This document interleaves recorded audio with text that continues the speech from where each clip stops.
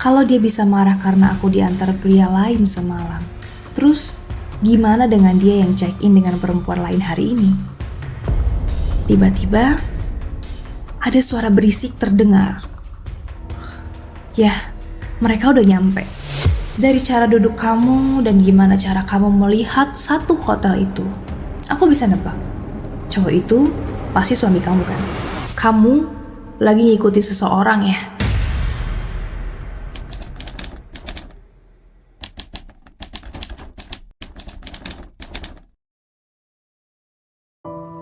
Aku melanjutkan di halaman 5 Agustus. Pagi ini cuaca cerah, tapi hati aku enggak. Suami aku punya janji temu dengan perempuan lain di hotel A yang gak bisa aku sebutkan. Aku ngeliat dia tidur di sebelah aku. Aku bangun pelan-pelan, berjalan ke lemari, membuka laci dan mengambil botol obat yang sudah aku persiapkan. Setelah itu, aku menutup laci dengan hati-hati. Aku ke ruang kerja, aku melihat dompet hitamnya di meja. Aku membukanya dan mencari botol obatnya. Setelah menemukannya, aku membandingkan dengan botol yang kubawa. Sama. Lalu aku mengembalikan botol baru itu ke tempatnya semula. Setelah selesai, aku berganti pakaian dan turun ke bawah. Aku membuat secangkir kopi meskipun tahu itu gak baik untuk perut yang kosong. Tapi aku butuh tetap terjaga biar gak ngantuk seharian. Saat sarapan, dia diem aja. Aku memperhatikannya perlahan. Kalau dia bisa marah karena aku diantar pria lain semalam, terus gimana dengan dia yang check-in dengan perempuan lain hari ini? Apa aku juga berhak marah?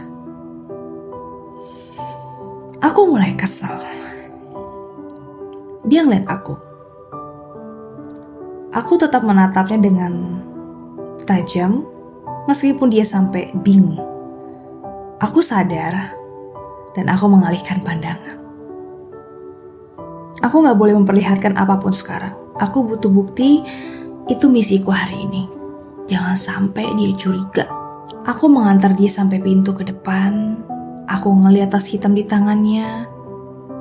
Dan saat dia membuka pintu, dia bilang, "Maaf ya." "Kenapa?" aku tanya. Dia terdiam sejenak dan bilang, "Soal kejadian semalam." Lalu dia menutup pintu dan pergi. Aku sempat berpikir, kayaknya dia minta maaf karena dia udah selingkuh. Harusnya dia sadar. Aku terdiam lalu aku naik ke ruang kerja. Aku membuka komputer dan ngecek sosial media perempuan itu. Aku pengen pastiin apa rencana mereka masih sama, gak ada perubahan, atau gimana. Lalu aku keluar rumah lebih awal dan cari taksi untuk ke basement mengambil mobilku. Di perjalanan, aku telepon kantor perempuan itu, tapi resepsionisnya bilang dia gak masuk kantor. Aku kesel. Aku gak bisa diam di satu tempat, jadi aku muter-muter aja tanpa tujuan. Yuliani menghubungi aku dan mengajak aku makan siang, tapi aku tolak. Karena aku gak pengen terganggu, aku pengen fokus untuk hari ini. Aku harus dapat buktinya. Lalu aku pergi ke Grand Indonesia dan berjalan tanpa tujuan. Biasanya, aku menikmati belanja, melihat baju-baju, barang-barang mewah. Aku kerasa happy waktu itu. Tapi hari ini, semuanya kerasa kosong. Barang mewah, harta melimpah, tas-tas semuanya kerasa sia-sia. Gak ada gunanya kalau hati kita terus ngerasa kosong. Aku cuma nunggu waktu. Lalu aku berjalan menuju Starbucks lebih awal biar bisa duduk tempat yang terbaik. Aku udah siapin tempat. Aku tahu aku duduk di mana, posisi yang pas untuk melihat Menka dan perempuan itu ke hotel. Tapi ada orang yang duduk di tempat itu. Yang udah duduk di sana dari lama mungkin. Ya, seorang pria dengan laptopnya. Dia terlalu fokus. Lalu aku duduk di dekat dia. Berharap dia cepat pergi. Aku lihat jam di jam 2:55. Aku memasang alat penyadap di tas dan menyambungkan ke earphone aku. Jam 2:58 aku tekan tombolnya, aku tunggu dan masih gak ada suara. Aku panik, kayaknya aku terlalu cepet deh. Atau aku terlambat? Aku coba tetap menenangkan diri aku. Tiba-tiba, ada suara berisik terdengar. Ya, mereka udah nyampe. Aku dengar suara mereka, meskipun gak terlalu jelas. Lalu, pintu mobil tertutup. Aku lihat jaket abu-abu yang dia pakai pagi tadi. Itu dia, barang perempuan itu. Aku mengambil kamera dan memotret saat mereka berjalan masuk ke hotel. Aku dengar suara mereka di earphone. Mereka masuk kamar. Ya, aku pastiin mereka udah masuk kamar. Lalu, suara-suara itu terdengar. Nafas yang berat, pelan, bisikan mesra yang harusnya hanya aku yang mendengar itu. Yang harusnya bisikan mesra itu hanya aku yang dapat dari Menka.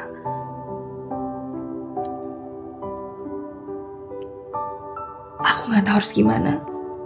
Aku speechless. Aku ngerasa ini cuma mimpi.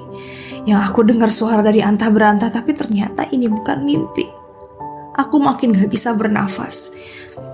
Aku langsung cepat-cepat cabut earphone-ku. Ini kesalahan. Aku yang pengen bukti.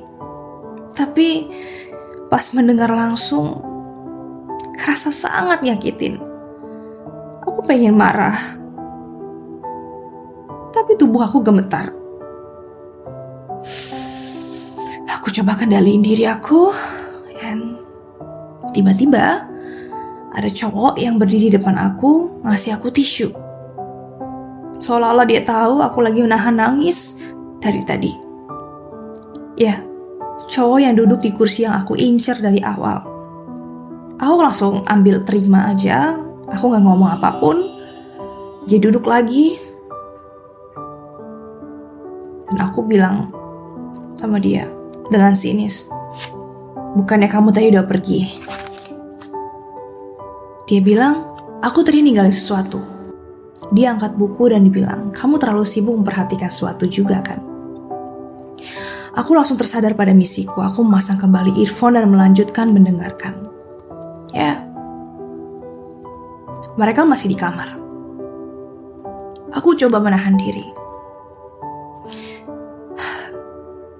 Akhirnya, mereka keluar dari hotel itu.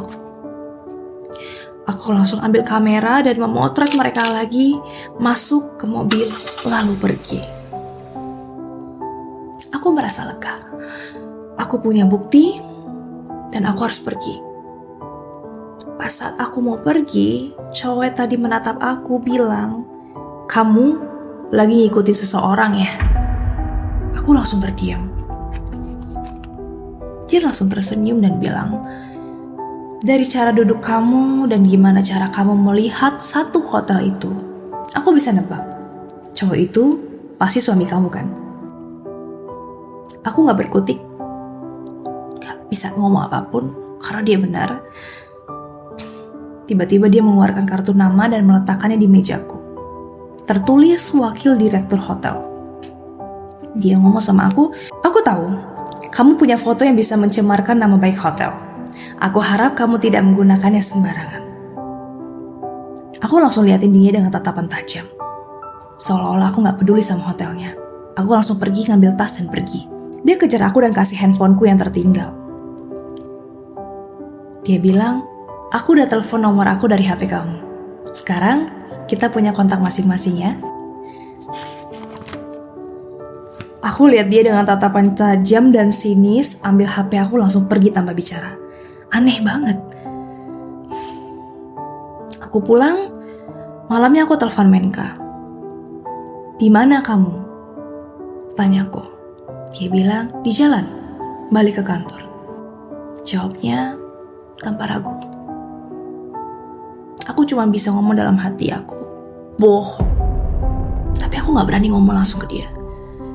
Aku tutup telepon, aku gak marah. Ya, lagi-lagi aku cuma merasa hampa. Aku masuk kamar mandi, menyalakan air panas. Tapi kok rasa jijik ini gak hilang-hilang ya? Aku jijik sama diriku, aku jijik sama Menka, aku jijik sama semua hal yang udah terjadi dalam hidup aku. Tapi aku gak bisa pergi. Aku udah punya bukti. Tapi untuk apa?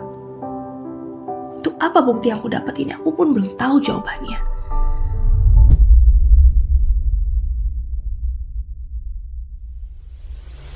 Aku memilih coffee shop yang sedang viral pada saat itu dan menunggu Stepi. Aku pengen tahu seberapa banyak dia tahu tentang Menka dan perempuan itu. Saat nunggu, HP aku bunyi, nomor yang gak dikenal. Kamu baik-baik aja? Udah gak marah kan? Tapi Stepi kayak gak sabar dan kesel. Dia bilang, kenapa sih kamu terus ngomongin dia?